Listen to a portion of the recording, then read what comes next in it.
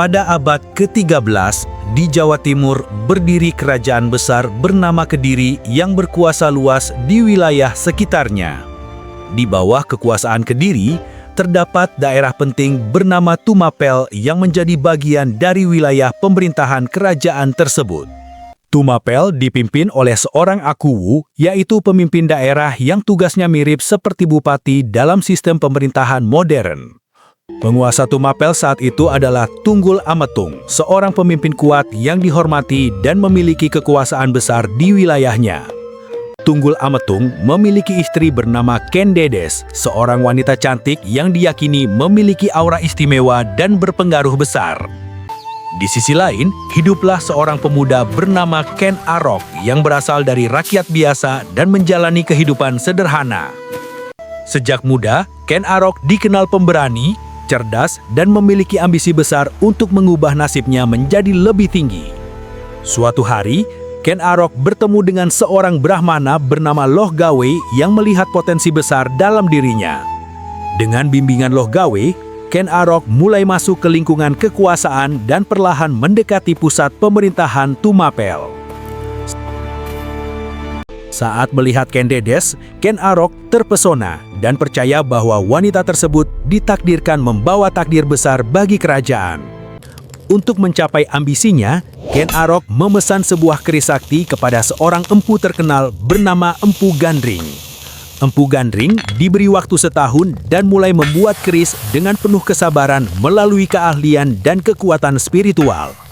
Namun baru 5 bulan, Ken Arok tidak sabar menunggu keris selesai dan mendesak Empu Gandring untuk mempercepat pembuatannya.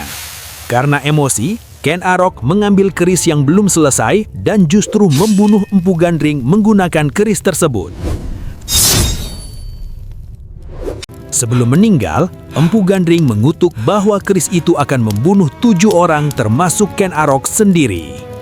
Setelah mendapatkan keris, Ken Arok mulai menyusun rencana licik untuk merebut kekuasaan tanpa menimbulkan kecurigaan orang lain. Ia memilih Kebo Ijo, seorang prajurit yang sombong dan suka memamerkan barang miliknya sebagai bagian dari rencananya. Ken Arok meminjamkan keris kepada Kebo Ijo yang kemudian dengan bangga sering memamerkannya kepada banyak orang. Akibatnya, masyarakat percaya bahwa keris tersebut adalah milik Kebo Ijo karena sering terlihat dibawanya kemana-mana. Setelah itu, Ken Arok diam-diam mengambil kembali keris tersebut tanpa diketahui oleh Kebo Ijo maupun orang lain. Pada suatu malam yang sepi, Ken Arok menyelinap masuk ke dalam istana Tumapel untuk melaksanakan rencananya. Dengan cepat dan tanpa diketahui siapapun, Ken Arok membunuh Tunggul Ametung menggunakan keris Empu Gandring. Setelah kejadian itu, semua orang mencurigai Kebo Ijo karena keris tersebut dikenal sebagai miliknya oleh masyarakat. Kebo Ijo akhirnya ditangkap dan dihukum mati, sementara Ken Arok berhasil mengambil alih kekuasaan di Tumapel. Setelah menjadi penguasa Tumapel, Ken Arok menikahi Ken Dedes dan mulai memperkuat posisinya sebagai pemimpin baru. Ken Arok kemudian memberontak terhadap kerajaan Kediri karena tidak ingin lagi menjadi wilayah bawahan kerajaan tersebut. Dalam Perang Ganter, Ken Arok berhasil mengalahkan Kediri dan mendirikan kerajaan Singosari pada 1222 Masehi sebagai kekuatan baru di Jawa. Waktu berlalu, Anusapati akhirnya mengetahui bahwa ayahnya Tunggul Ametung dibunuh oleh Ken Arok dengan tipu daya licik. Sejak mengetahui kebenaran dari ibunya, Anusapati menyimpan dendam dan menunggu waktu yang tepat untuk membalas kematian ayahnya. Anusapati kemudian memberikan keris buatan Empu Gandring kepada abdi dari Batil untuk menusuk Ken Arok saat makan sore.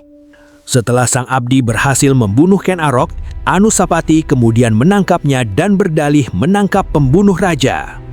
Setelah itu, Anusapati berhasil menjadi Raja Singosari pada 1227 Masehi, namun ia dihantui rasa takut perihal pembunuhan Ken Arok. Panji Tohjaya, anak dari Ken Arok dan Ken Umang, akhirnya mengetahui bahwa Anusapati dalang dibalik pembunuhan ayahnya. Panji Tohjaya kemudian mengajak Anusapati untuk sabung ayam, salah satu kegiatan yang sangat digemari Anusapati. Saat Anusapati sedang fokus menonton sabung ayam, Tohjaya kemudian menusuknya dengan keris empu gandring. Setelah Panji Tohjaya berhasil membunuh Anusapati, ia naik tahta menjadi Raja Singosari pada tahun 1248 Masehi. Namun, Panji Tohjaya merasa kedudukannya tidak aman selama keturunan Kendedes masih hidup. Atas hasutan penasehatnya, ia berencana membunuh dua pemuda yang dianggap sebagai ancaman terbesar. Ranggawuni, anak dari Anusapati, dan Mahesa Cempaka, cucu Ken Arok. Rencana pembunuhan tersebut bocor. Ranggawuni dan Mahesa berhasil melarikan diri dan mendapat perlindungan dari para tentara yang setia kepada garis keturunan Kendedes. Mereka berdua kemudian melakukan pemberontakan bersama rakyat dan militer yang tidak puas dengan kepemimpinan Panji Tohjaya. Dalam pertempuran tersebut, Panji Tohjaya terluka parah, melarikan diri ke Katang Terung dan akhirnya meninggal dunia. Setelah Panji Tohjaya jatuh, Ranggawuni naik tahta menjadi raja dengan gelar Srijaya Wisnuwardana. Mahesa Cempaka tidak disingkirkan, melainkan dijadikan pendamping setia dengan gelar Narasingamurti. Hubungan kerjasama antara Ranggawuni dan Mahesa Cempaka inilah yang membawa stabilitas bagi Singosari dan nantinya menurunkan tokoh-tokoh besar seperti Kertanegara dan Raden Wijaya.